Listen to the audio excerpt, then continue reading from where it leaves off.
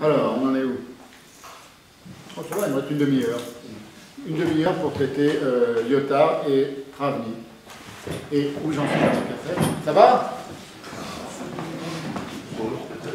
Ouais, c'est bon. Alors, maintenant je vais faire ce que je n'ai pas pu faire au colloque de la BNF, ça va y aller un petit peu plus puissamment dans le sarcasme et dans la pensée. Madame Lévy, on vous embrasse. Madame Lévy, qui est mon ancienne, je ne vais peut-être pas dire ça publiquement, ça vous ennuie si ça devient public, Madame Lévy, que je dise comment on s'est rencontrés? Ça vous ennuie si la caméra enregistre comment on s'est rencontrés? Ça vous ennuie pas si je raconte vous étiez ma voisine quand j'habitais dans le 20e, vous avez assisté à la naissance d'Abigail, vous avez vu Abigail plusieurs années, oui. Plusieurs années, et vous-même, vous venez d'une famille juive roumaine, et vous avez connu tout ce dont nous sommes en train de parler maintenant pendant la guerre, de très près. Oui, mais je ne peux pas rester enfermée plus Je comprends. Mais c'était pour vous dire, vous êtes... Désolée, j'étais très... Voilà, de même qu'il y a des amis qui ont connu Heidegger personnellement, il y a des gens dans cette salle qui ont connu personnellement les nazis et le nazisme, et qui savent ce que ça veut dire. Et à eux, on ne la leur fait pas. Au revoir, Madame Lévy, merci. Heidegger n'avait nul moyen d'entendre ce que le mot juif, entre guillemets, a à dire. Les juifs n'étaient pas pour lui un nom propre jailli de la Bible, qui entre en résonance vibratoire avec tous les autres mots de ce texte. Ils étaient, indépendamment de toute sympathie ou antipathie, une catégorie, exactement comme ils le sont pour Lyotard, qui les guillemettise, qui les goillemettise, devrais-je dire, pour faire un mauvais jeu de mots, en croyant par cette relativisation échapper au cliché. Ou pour Peter Travny, qui lui fait l'inverse de Lyotard, il les déguillemetise. Il déguillemetise ce qu'il appelle ce concept collectif. Il commence par mettre les juifs entre guillemets, et puis il dit maintenant je les déguillemetise parce que,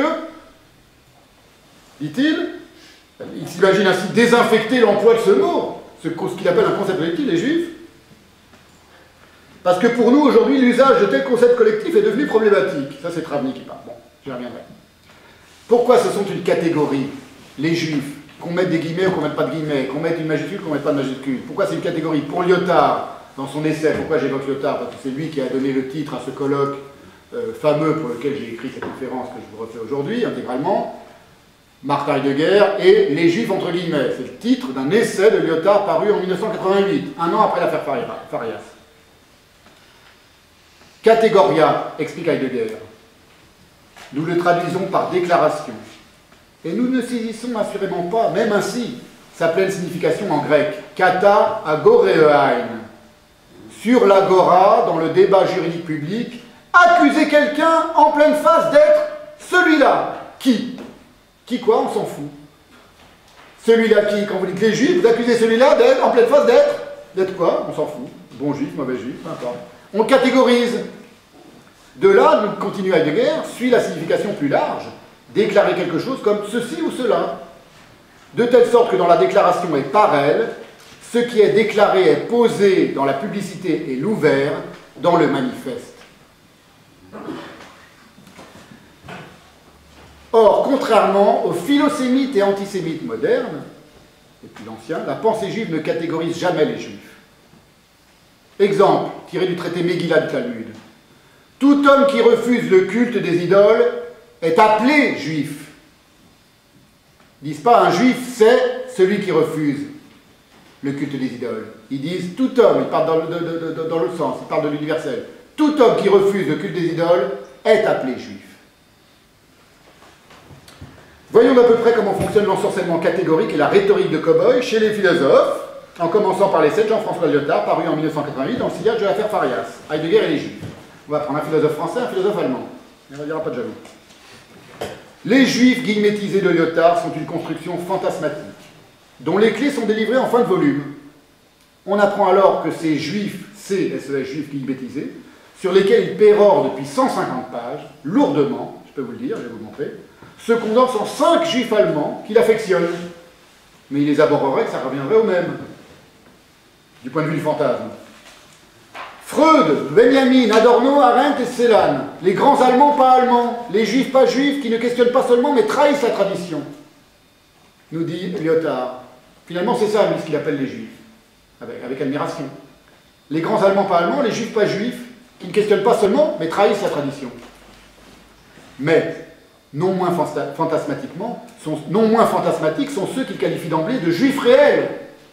Ces juifs-là, ce n'est pas les juifs réels, dit-il, lesquels constitueraient l'avers de ces juifs guillemétisés, conçus sous la seule figure embarrassée des victimes de l'antisémitisme. Il y a les juifs guillemétisés, il y en a 5, on s'en aperçoit à la fin de son essai, qui sont des juifs pas juifs, et les autres, c'est les juifs réels, c'est-à-dire les juifs qui subissent l'antisémitisme. L'Europe ne sait qu'en faire, écrit Lyotard, des juifs réels. Le problème, c'est que lui non plus. N'ayant d'autres références que ses études philosophiques mal digérées, sourdingue au vrai judaïsme, c'est-à-dire à la pensée juive, Lyotard ne peut que partager la syntaxe ensorcelée de l'antijudaïsme, au point que les juifs, entre guillemets, les juifs guillemétisés, deviennent brusquement dans son texte la manière dont les antisémites les qualifient. À un autre moment, dans ses 150 pages, il vient avouer que c'est comme ça que les antisémites appellent les juifs entre guillemets. C'est comme ça qu'il les appelle depuis le début, c'est même le titre de son essai. L'Europe a, depuis le christianisme, cru mettre au dehors d'elle cette affection indicible en la nommant les juifs, entre guillemets, et en la persécutant. Bien davantage que les carnets noirs de Heidegger, l'essai de Lyotard exhibe de nombreux symptômes de l'ensorcellement.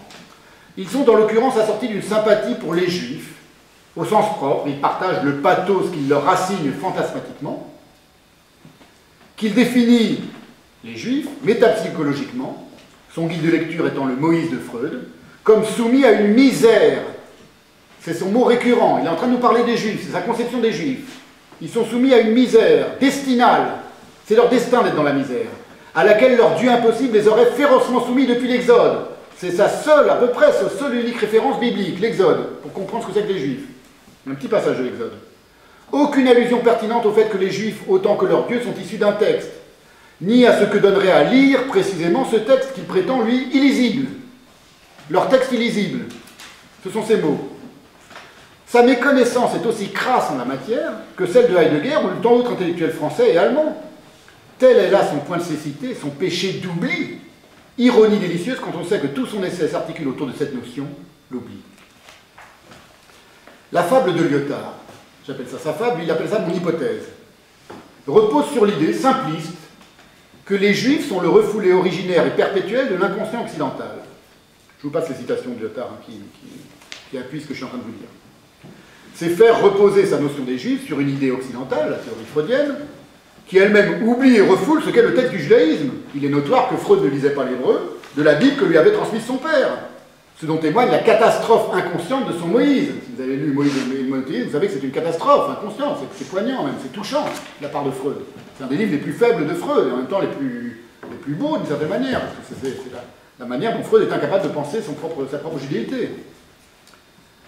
C'est ce livre sur lequel s'arc-boute Lyotard pour penser les juifs, la question juive. Bravo.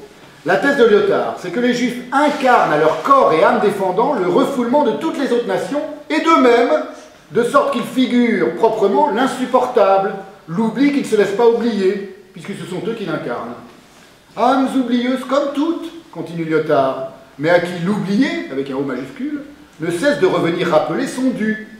Non pas se rappeler pour ce qu'il a été et qu'il est, car il n'a été et n'est rien, mais se rappeler comme ce qui ne cesse de s'oublier. Et cela n'est pas un concept, ni une représentation, mais un fait, un factum. Kant, critique de la raison pratique 31. Et il est en train de parler des juifs, hein, c'est comme ça qu'il nous explique ce que sont les juifs. C'est qu'on est obligé, dû à la loi, avec un L majuscule, en dette, c'est l'affection de ce fait, factum kantien, que le non-lieu persécute. Fin de la citation. Ces sornettes philosophales méconnaissent ce que les juifs disent aussi bien de l'oubli que du lieu, surnom de leur Dieu, de la mémoire, de la dette et du rappel dans leur immense bibliothèque de textes propres que Lyotard, arroseur arrosé de l'amnésie, a manifestement oublié de consulter. Reproche qui fait nonobstant à Heidegger. Tout l'essai de Lyotard regorge de généralisation abusive et imbécile, au point de confiner au name-dropping et à la théorie dropping, destinée à n'impressionner que les ânes. En ensorcelé bavard philosophal, il s'égare longuement dans des comparaisons approximatives et évasives, où l'on chercherait en vain le moindre rapport avec les juifs. Puis, avec ses gros sabots, il finit par s'attacher à la métapsychologie freudienne, laquelle est son accès exclusif à ce qu'il croit être les juifs, soit cet étranger dans la maison. Freud parle de l'inconscient. Lyotard nous dit c'est les juifs, étrangers dans la maison. J'ai de longues citations qui viennent ponctuer tout ça, je ne les fais pas pour gagner du temps. Lisez-le, laissez le Lyotard, vous verrez. Je n'invente rien, je n'exagère rien. J'insulte juste un petit peu. C'est mon plaisir. Tout occupé à placer ces juifs, entre guillemets, sous le joug de ce qu'il appelle l'oubli et le refoulement, Lyotard ne s'aperçoit pas qu'il tombe lui-même dans la trappe qu'il essaie d'analyser, avec de longues références hors sujet à Kant, Adorno, Lacan, Freud. Cette chose trappe consistant à oublier d'écouter et d'entendre ce que les juifs disent d'eux-mêmes. Il serait peut-être temps de s'apercevoir qu'ils sont les mieux placés, dans leurs propres textes. Ces textes que Lyotard a évacués d'emblée. Il qualifie en effet rapidement, non judaïquement, le judaïsme de religieux. Il catégorise comme ça, judaïsme religieux. De même qu'il qualifie tout aussi erronément la pensée juive de philosophie. Pensée juive, philosophie. Il fait comme ça des catégories avant de commencer à nous parler longuement, à pérorer pendant 150 pages des juifs. En se référant à Lacan, Freud, Adorno, Kant, etc. Ils sont, les juifs, la population des âmes à qui l'écriture de Kafka, par exemple, n'a donné abri que pour mieux les exposer à leurs conditions d'otages. À moins de considérer les juifs que comme des spectres captifs, cette formule ne veut strictement rien dire. En plus, ça ne correspond vraiment pas à ce que Kafka a pu dire ou ne pas dire des juifs. La vision misérabiliste que Lyotard se fait des juifs fonctionne sur le mode de la projection freudienne, exactement comme l'essai de Travny est irradié à son insu de la contamination qu'il hallucine chez Heidegger. Or, comme Lyotard a aussi peu médité la pensée de Heidegger que la pensée juive, son essai s'appelle Heidegger et les juifs, quand même. La pensée juive qu'il résume de manière aberrante à Lévinas et Kant, il fait appel pour combattre l'oubli, cette question, je vous fais quand même une citation, que j'appelle juive, qui est clairement celle d'un Lévinas, mais aussi du Kant de la deuxième critique. C'est ça qu'il appelle la question juive.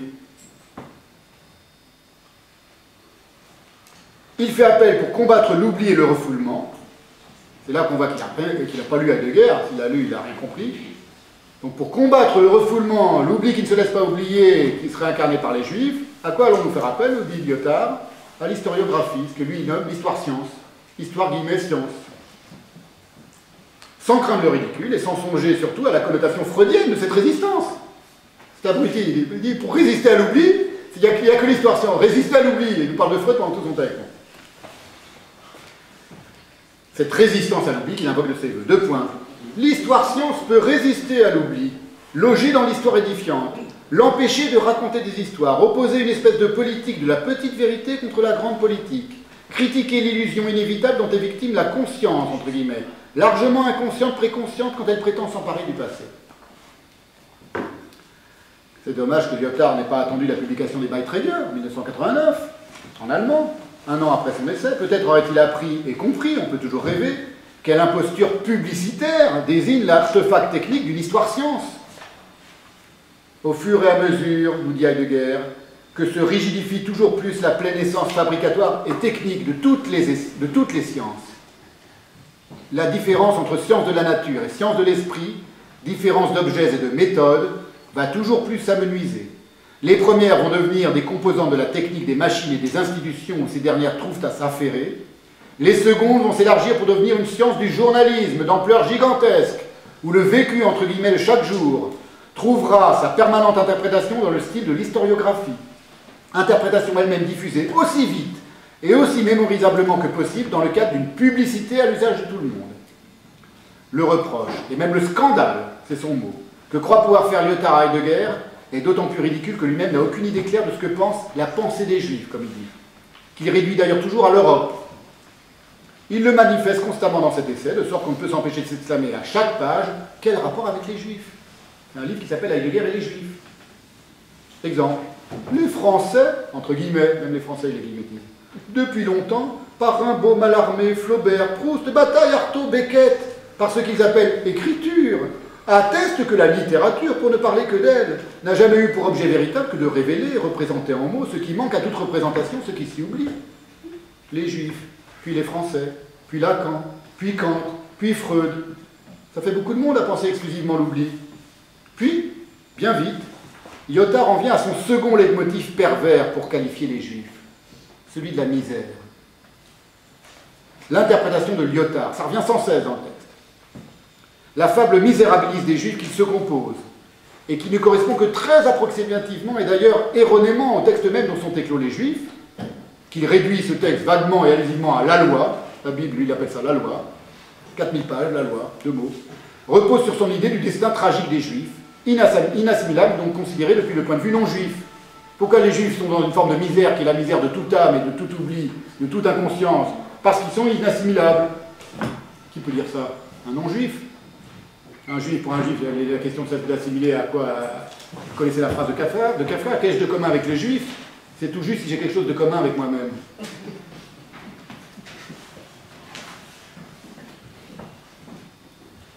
Cette interprétation compassionnelle, au sens propre, ils souffrent avec les Juifs de leur misère, du destin juif. Ils souffrent de leur souffrance fantasmée jusqu'à prétendre que leur Dieu, le Dieu des Juifs, est douleur. Et il souligne le mot est aussi biaisé que l'interprétation antipathique de l'antijudaïsme traditionnel. C'est exactement la même chose qu'un nazi qui parle des Juifs. Exactement la même chose. Obnubilé par l'oubli métapsychologique que les Juifs incarneraient et symboliseraient, Lyotard le qualifie encore d'affection. D'abord l'oubli, puis après c'est une affection. Et puis il descend encore d'un degré dans la morbidité misérabiliste, c'est un état de mort dans la vie de l'esprit. Cet oubli dans l'âme de tout homme. Et c'est ça que les Juifs incarnent, l'état de mort dans la vie de l'esprit. Et quand il se prend à décrire l'âme juive, ce sont ces mots, on nage en plein fantasme. Le misérabilisme et la compassion emphatique dissimulant mal, une forme d'animosité quant à l'arrogance juive. L'âme juive, il parle de l'arrogance juive, souriante et dure, qui néglige le monde sauf quant à sa douleur. Comme dit Heidegger, à nouveau, ces sortes de louanges qui viennent d'en bas sont toujours des outrages. Significativement, ces louanges qui viennent d'en bas sont toujours des outrages. Il n'y a pas que les antisémites qui outragent les Juifs, qui outragent la noblesse de l'être du judaïsme et de la pensée juive, parce que les Juifs, ça n'existe pas. Significativement, lorsqu'il évoque le cœur de la foi juive, son Dieu, que ce lacanien au petit pied surnomme le grand autre, son livre avec un L majuscule, ou son étude, Lyotard s'ensorcelle aussitôt, parlant d'un Dieu du livre illisible. Le Dieu des Juifs, c'est le Dieu du livre illisible. De ce qui n'est pas inscrit, faute de surface inscriptible, d'un peuple trop perclus de préoccupations, d'idolâtrie et même d'études. Il met tout ça sur le même plan. Ces études qui ne s'est assimilé à rien d'autre que le ressassement. Les études, c'est ce que moi j'appelle la pensée juive chez les Juifs. 2000 ans de pensée juive d'herméneutique, la plus subtile, la plus raffinée. Le ressassement, un mot chez Lyotard, voilà. Peuple impréparé, je vous le dis quand même, parce que vous allez croire que j'exagère. Peuple impréparé à la révélation de l'Alliance. Il parle de l'exode, des Juifs qui sont sauvés par Moïse d'Égypte. C'est sa seule et unique référence. Et écoutez ce qu'il en dit.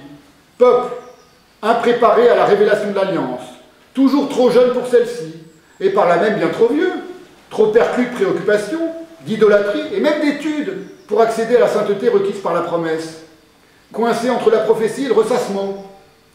On se rappelle tout le temps que ça arrivera, et ce qui arrive est seulement qu'on doit se le rappeler.